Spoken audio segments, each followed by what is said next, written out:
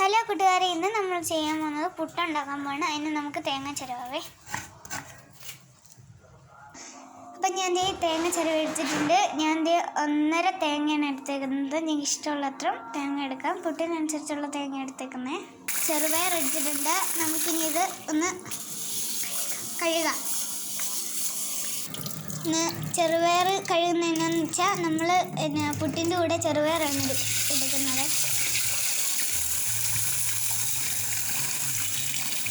ഒരു 3 പ്രാവശ്യമെങ്കിലും ഒന്ന് കഴുകി വൃത്തിയാക്കണം. ഇനി നമ്മൾ കുക്കറിൽ കഴുകി വാരി ഇട്ടിട്ട് നമുക്കൊന്ന് ഇത് വേവിച്ചെടുക്കാം.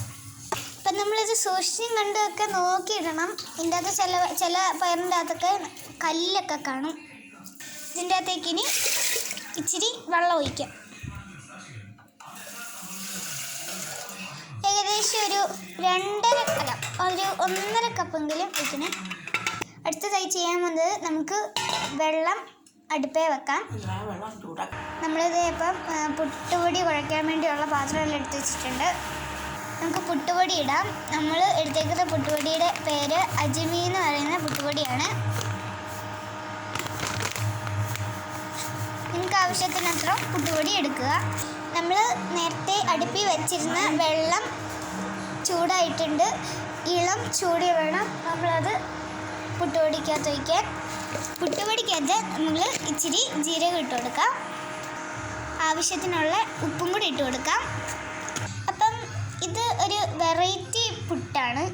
ഞാൻ പറഞ്ഞില്ലേ ഇതൊരു ഇത് സ്പെഷ്യലാണെന്ന് ഞാൻ പറഞ്ഞതിൻ്റെ കാര്യം, ഇതിൻ്റെ അകത്ത് നമ്മൾ ക്യാരറ്റ് ചികരി ഇടുന്നുണ്ട്. ഈ ക്യാരറ്റ് വേണ്ടവർ മാത്രം ഇട്ടാൽ മതി, വേണ്ടാത്തവരിടണ്ട. ഞങ്ങൾക്കൊക്കെ ഈ ക്യാരറ്റ് ഇട്ടത് ഭയങ്കര ഇഷ്ടമാണ്, അത് കാരണം ഞങ്ങൾ ഇടുന്നു. ഇനി നമുക്കിതൊന്ന് നനച്ചു കൊടുക്കണം. നമ്മൾ നേരത്തെ ചൂടാക്കി വെച്ച ചൂടുവെള്ളം ഇതിൻ്റെ അകത്തേക്ക് ഇച്ചിരിയായിട്ട് ഒഴിച്ച് കുഴയ്ക്കാം. ഓക്കെ, ഇനി നമുക്ക് നമ്മൾ നേരത്തെ കുക്കറിൻ്റെ അകത്ത് എടുത്ത് വെച്ച ചെറുപയർ നമുക്ക് അടുപ്പയിലേക്ക് വെക്കാം. ഇനി നമ്മൾ കുഴച്ച പുട്ടുപൊടി നമുക്കൊന്ന് പൊത്തി വെക്കാം. ഇങ്ങനെ ഗൈസ് നമ്മൾ വെച്ച കുക്കറിൻ്റെ ആവി വന്നു. അപ്പോൾ പുട്ടും പയറും ഒന്നിച്ച് വെക്കാനുള്ള തീരുമാനത്തിലാണ്. അപ്പോൾ ചട്ടപ്പുട്ടാണ് ഉണ്ടാക്കാൻ പോകുന്നത്. അപ്പം ഇത് ആവി വന്നിട്ടുണ്ട്, നമുക്ക് ചട്ടപ്പുട്ടുണ്ടാക്കാം. ഓക്കെ, ഇനി നമുക്ക് തേങ്ങയ്ക്കകത്ത് ഇച്ചിരി ജീരകവും കൂടി ഇടാം. എന്നിട്ട് മിക്സ് ചെയ്യാം. മിക്സ്.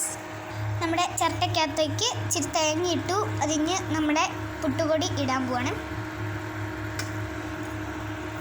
നമ്മൾ പുട്ടുപൊടി ഇട്ടു. പുട്ടുപൊടി ഇടുകയാണ്. അതിൻ്റെ മണ്ടയിലേക്ക് ഇച്ചിരിയും കൂടെ തേങ്ങ വെക്കാം. എന്നിട്ട് അതൊന്ന് അടച്ചു വെക്കാം. എന്നിട്ട് നമ്മുടെ കുക്കറിൻ്റെ അങ്ങോട്ടേക്ക് വെച്ച് കൊടുക്കാം. ഓക്കെ, അപ്പം ഇത് തന്നെ നമ്മൾ അങ്ങോട്ടും ഇങ്ങോട്ട് കണ്ടിന്യൂ ചെയ്യുക. അങ്ങനെ നമ്മുടെ പുട്ട് ഇത്രേ ഉള്ളൂ. നല്ല ടേസ്റ്റ് ആയിരിക്കും. ഞാൻ ഇതിനു മുമ്പേ ഒക്കെ ഇതുണ്ടാക്കി കഴിച്ചിട്ടുണ്ട്. പുട്ടും പയറും നല്ല ടേസ്റ്റ് ആയിരുന്നു. Okay, by. അടുത്ത വീഡിയോ കാണാം.